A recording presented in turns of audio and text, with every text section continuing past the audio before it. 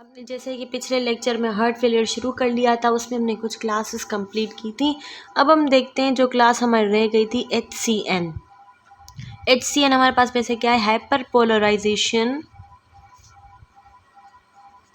Activated cyclic nucleotide gated channel blocker है। नाम इसका बहुत बड़ा है ब्लॉकर है, लेकिन इसका मैकेनिज्म और ड्रग बहुत ईजी है। ब्लॉकर है हमारे पास hyperpolarization activated cyclic nucleotide gated channel blocker. Hyperpolarization और गेट से लग रहा है आपको, तो इसका थोड़ा बहुत एक्शन पोटेंशियल के साथ लिंक होगा। इसमें हम देखते हैं कि इसकी जो ड्रग है हमारे पास, एक ही इस क्लास में अप्रूव ड्रग है हमारे पास, एवाप्रेटाइन। ये हमारे पास ड्रग है। इसका मैकेनिज्म ऑफ एक्शन हमारे पास क्या है, अगर आपको पहला लेक्चर याद हो हार्ट का, तो मैंने आपको कुछ करंट बताए थे। IF हमारे पास एक करंट था साइनस रिदम के साथ, अगर आपको रिलेटेड आपको याद हो। ये क्या करता है हमारे पास, इसका एक्शन बहुत इजी है। ये क्या करता है, IF करंट होता है उसको स्लो कर देता है, जो कि हमारा SA नोड पे होता है। SA नोड आपको पता है, SA नोड और AV नोड हमारे एक्शन पोटेंशियल को जनरेट कर रहे होते हैं। उसमें ये क्या करेगा, IF करंट को कम कर देगा SA नोड पे जो होता है, जिसकी वजह से क्या हो जाएगा, SA नोड पे तो हार्ट रेट कम हो जाता है हमारे पास। हार्ट रेट कम हो जाता है, लेकिन कॉन्ट्रैक्टिलिटी, AV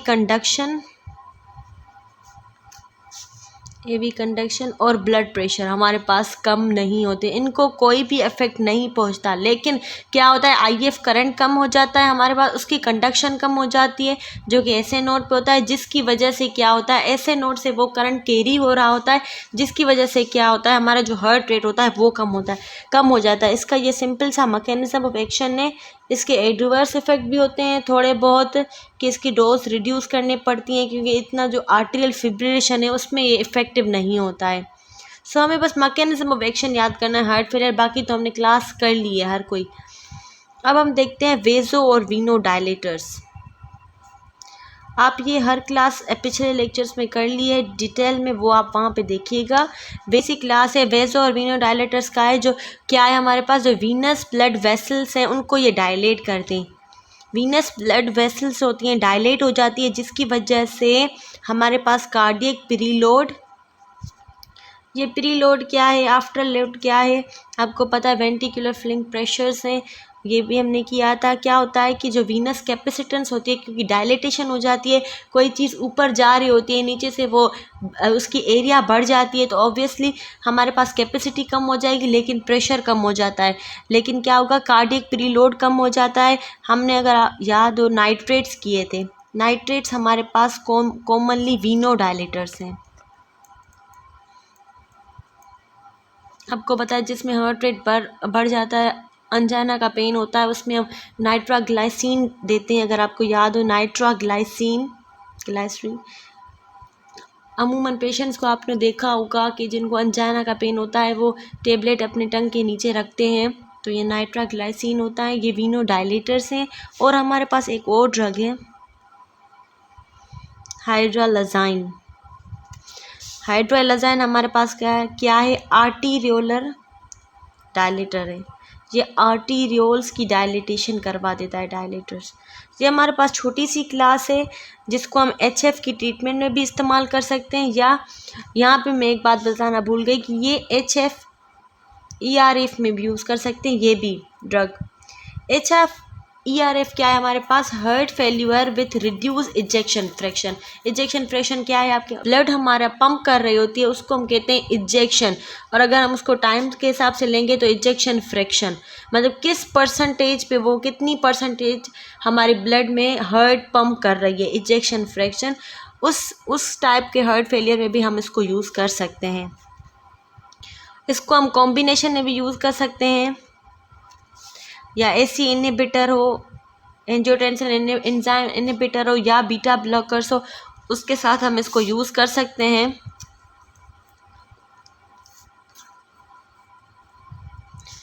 उसको साथ हम यूज़ कर सकते हैं। लेकिन इसके जो एडवर्स इफ़ेक्ट होते हैं, कुछ डिजीनेस हो सकती है पेशेंट में, हेडेक हो सकता है, हाइपोटेंशन हो सकती है पेशेंट को। अब हम नेक्स्ट क्लास करते हैं।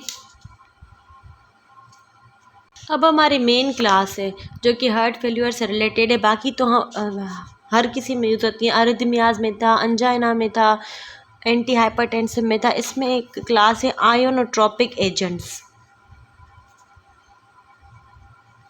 पहले तो हम डिस्कस करेंगे पॉजिटिव आयोनोट्रोपिक क्या है, नेगेटिव क्या है।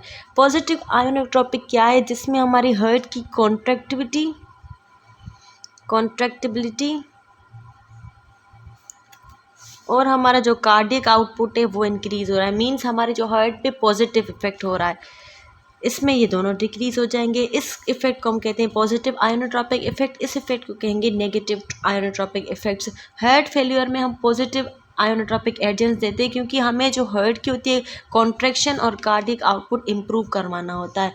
इसमें हम एक क्लास देते हैं डिजिटलिस, क्योंकि प्लांट का नाम है, जिससे पूरी जो ड्रग्स हैं इस क्लास की वो ड्राइव होती है। जैसे डिजॉक्सिन इसकी मेन ड्रग है। ये जो क्लास की ड्रग्स है वो हम शॉर्ट टाइम के लिए यूज़ करते हैं क्योंकि इनकी जो थ्योरापेटिक इंडेक्स है वो कम है, थ्योरापेटिक इंडेक्स कम है, जिसकी वजह से हम इसको शॉर्ट टाइम के लिए यूज़ कर सकते हैं एक्सेप्ट डिजॉक्सिन। थ्योरापेटिक इंडेक्स कम और ज़्यादा का पता होगा आपको शायद, लेकिन मैं बता देती हूँ। थ्योरापेटिक इंडेक्स जितनी कम होगी उतनी एडवर्स इफेक्ट उस ड्रग के ज़्यादा होंगे, और जितनी वाइड होगी थ्योरापेटिक इंडेक्स उतना फ़ायदा होता है पेशेंट को। So drugs with low therapeutic index have more adverse effect, ये हम कह सकते हैं, और drugs with high therapeutic index have low adverse effect. अब हम इसका देखते हैं मैकेनिज्म ऑफ एक्शन क्या है। इसके mechanism of action little bit tricky है। आप देखिए ये क्या करता है, पहले स्टेप क्या होता है कि ये कैल्शियम की रेगुलेशन करवाता है। साइटोसोलिक हमारा जो कैल्शियम होता है इसकी ये रेगुलेशन करवाता है। कैसे करवाता है कि जो हमारे पास पंप होता है सोडियम पोटेशियम एडेनोसिन ट्राइफॉस्फेट,